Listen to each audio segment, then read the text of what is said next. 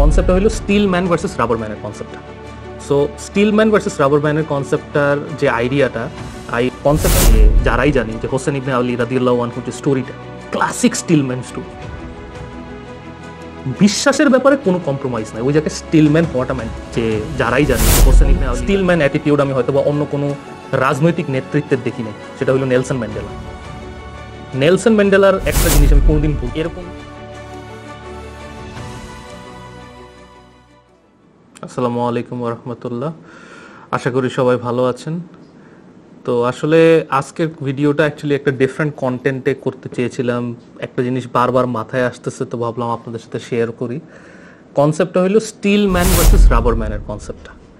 So steel man versus rubber ম্যানের কনসেপ্টটার যে আইডিয়াটা, I highly got inspired from Mr. Sahil Atul, who is one of my mentors, my teacher, also an influencer.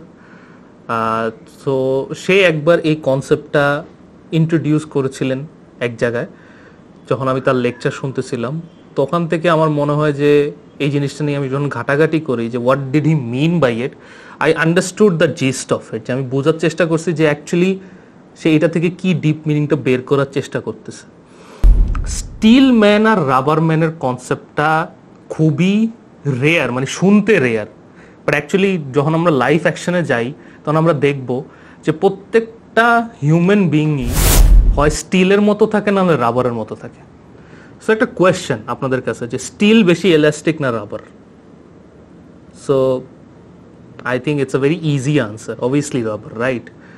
রাবারের মতো elastic জিনিস হয়তো বা খুব কমই থাকবে। রাবার ম্যান অলওয়েজ ফ্লেক্সিবল, সে কন্টিনিউয়াসলি নিজেকে চেঞ্জ করে based on who he is dealing with, সে কোথায় আছে, কার সাথে ডিল করতেছে, কিভাবে চলতেছে। On the other hand steel man সবসময় স্টাবন থাকে based on what he believes in. তার জিদ এবং তার বিশ্বাস, সেই ওই জায়গা থেকে অনড় থাকে, ওই জায়গা থেকে সে নড়ে না। এক্সাম্পল দিই আমি একটা আপনাদেরকে স্টিল ম্যানের। অনেক এক্সাম্পলই পেতে পারি আমরা, বিভিন্ন অ্যাঙ্গেল থেকে পেতে পারি, বাট একটা এক্সাম্পল যেটা গত সেঞ্চুরিতে এরকম স্টিল ম্যান অ্যাটিটিউড আমি হয়তো বা অন্য কোনো রাজনৈতিক নেতৃত্বের দেখি নাই, সেটা হলো নেলসন ম্যান্ডেলা। নেলসন ম্যান্ডেলার একটা জিনিস আমি কোনোদিন ভুলবো না। তো আমি রিসেন্টলি তার একটা ইন্টারভিউ দেখতেছিলাম, সেখানে সে প্যালেস্টাইন নিয়ে কথা বলতেছিল।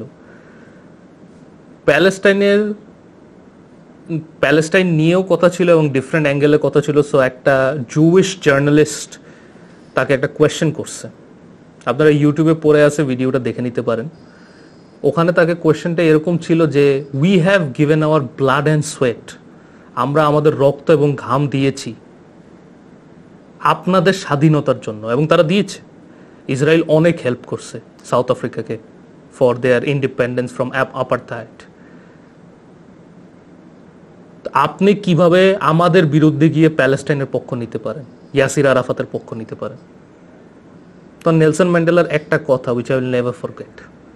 He said, a person who changes his principles based on who he is dealing with is not good enough to lead a nation. মানে হলো, কথাটার জিনিস যদি আমি বাংলায় বলতে চাই, যে মানুষ তার আদর্শ বদলাবে কোন মানুষের সাথে সে ডিল করতেছে এইটা দেখে, সে কোনোদিন যোগ্য নেতা হইতে পারে না বা নেত্রী হইতে পারে না, হোয়াট এভার দ্যাট ইজ। আমরা এখানে ভ্যালিউ জাজমেন্ট করবো না, আমরা বলবো না যে স্টিল ম্যান ভালো নাকি রাবার ম্যান ভালো। থাকে, মানুষের নেচারের মধ্যে থাকে, কিন্তু যখন কথা আসে বিশ্বাসের ব্যাপারে, আপনি একটা জিনিসকে বিশ্বাস করেন, আপনি ওইটাকে আদর্শ ভাবেন, সেই ক্ষেত্রে কোনো দিন আপনি রাবার ম্যান হইতে পারবেন না, আপনি ফ্লেক্সিবল হইতে পারবেন না। বিশ্বাসে কোনো ফ্লেক্সিবিলিটি থাকা যাবে না, বিশ্বাসে অনড় থাকাটা ম্যান্ডেটরি। আমরা যারা মুসলমান আছি, রিসেন্টলি মহরম গেল, তো আমরা একটু একটু জানি যে যারাই জানি যে হোসেন ইবনে আলী রাদিয়াল্লাহু আনহুর যে স্টোরিটা, ক্লাসিক স্টিল ম্যান স্টোরি। বিশ্বাসের ব্যাপারে কোনো কম্প্রোমাইজ নাই, ওই জায়গায় স্টিল ম্যান হওয়াটা ম্যান্ডেটরি। এর বাইরে আপনি 10 জায়গায় মানুষের সাথে ভালো ব্যবহার করার জন্য চেঞ্জ হন নিজে নিজে, সমস্যা নেই, হইতেই পারে মানুষ, কিন্তু যখন বিশ্বাসে আসে তখন অন্য কোনো সুযোগ নেই, স্টিল ম্যানই হইতে হবে। পরে আবার দেখা হবে ইনশাআল্লাহ। আসসালামু আলাইকুম।